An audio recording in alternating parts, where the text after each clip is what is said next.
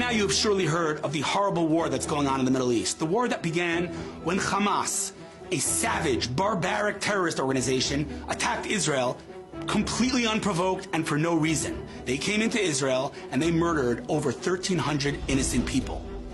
Here's a couple of things that I hear from people around the world. There seems to be some confusion. I thought I'd clear it up for you. First of all, they want a state. Give them a state. Do they? Because in 1948, when Israel was established, you might not know, but the United Nations gave the Arabs a state too. It was called the Partition Plan. Israel accepted, the Arabs rejected. Why did they reject it? Because they don't want a state. How do I know? I don't know. Why don't you look at their charter? Go look at the charter of the PLO, of the Hamas. What do they want? They want dead Jews. They say it clearly. They had a state. But you know what? Forget 1948. 2005. The disengagement. You might have heard of it. Israel left Gaza. Israel evacuated 10,000 of its civilians and handed Gaza to the Palestinians on a silver platter. Here, make a state is what we told them. You know what they did? They elected Hamas and they created a terror base.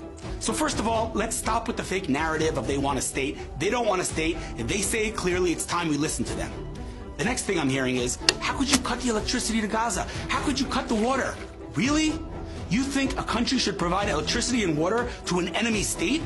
But furthermore, we have video evidence of the Palestinians, Hamas, using the water pipes to attack us. They're literally using the water pipes to create rockets to shoot into Israel. And we should provide them with water? Have you lost your mind? Also, where are they going to go? Poor Palestinians, they're not all guilty. They're not all Hamas. Of course they're not. You know where they could go? To Egypt.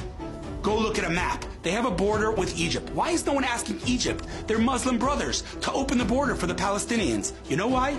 Because Egypt doesn't want them. Is that my problem? That's not my problem. I don't need to take in 2 million Palestinians who are attacking me and who voted for Hamas. Not all Palestinians are terrorists, but the Palestinian people, the ones that everyone says deserves a state. They're a people, right? If they're a people, then they should be held accountable for their words and for their actions. They voted for Hamas. They need to pay the price. Disproportionate response is another thing. Israel needs to react and retaliate proportionally. Really? What's proportionally? Because let me tell you what Hamas did. They came into Israel, they murdered, raped, abducted over 1,000 people. Elderly, children, pregnant women, Holocaust survivors. Yeah, that's what they did. So proportionate response? Are you suggesting that Israel should do the same to them? I surely hope not, because that would be highly immoral. So enough with the disproportionate response. Furthermore, let me ask you a question. The Palestinian people, are they a people or are they a group of punks? Because if they're a people, like you say they are, who deserve a state, well, if they deserve a state, they should be held accountable. And if they are declaring from the river to the sea, and they want no Israel, Israel wiped off the map, then maybe we should listen to them because they're a people. Besides, these innocent Palestinians that everyone keeps talking about, the ones that danced and sang on 9/11, who hand out candies on the streets every time an innocent Jew is killed, where are they now, these innocent Palestinians? Because I can tell you that my social media feeds are full of Muslims supporting Hamas. Have you seen thousands of Palestinians standing up and speaking out against Hamas? Because I haven't. And then they're going to say, but they can't. Hamas will kill them. They just have to fulfill orders. Where have I heard that before? Oh yeah, it was the Nazis who said that. It was not a legitimate response then, and it's not a legitimate response now. Stand up.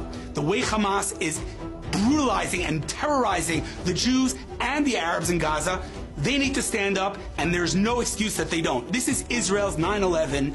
No one in their right mind debated whether America had a right to retaliate after 9/11. But forget 9/11. What about World War II? Did anybody question whether the world was justified in attacking Germany? But weren't there millions of innocent Germans who were killed? Yeah, they were. And guess what? It's called war. And in every war in the history of mankind, innocent people die. It's tragic, but it's the nature of war. Israel doesn't want war. It was forced upon us. So just like World War II was justified, just like America's war in Afghanistan was justified after 9/11, this war is justified. No one is going to tell Israel to hold our fire, to stop and to react and respond and retaliate proportionally. That's a ridiculous claim and it needs to stop. At the end of the day, we need to have integrity. We need to read their charters. They say it loud and clear. They don't want a state. They want dead Jews. This is not Arabs against Jews, Muslims against Jews, Israelis against Palestinians. This is good versus evil. This is an army that does everything to minimize civilian deaths versus a terrorist organization who does everything to maximize civilian deaths. Period. Full stop. If that is something that you cannot digest and speak out and say loudly and proudly, then I got news for you. You should start looking and searching for your moral compass.